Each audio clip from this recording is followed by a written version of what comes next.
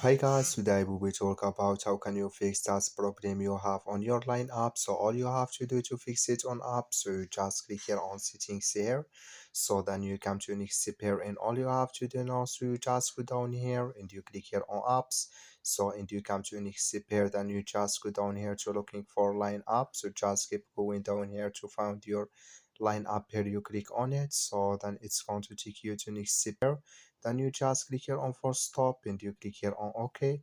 So and you go down here, you click here on storage, then you come to storage list here and you just click here on clear cache. So then all you have to do now, so you just go to your Play Store. So you click here on your Play Store, then it's going to take you here. So you search for your line app, it's going to show for you like this.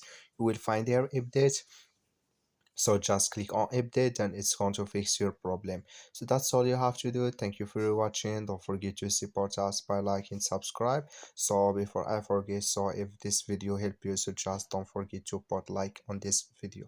So thank you for your watching.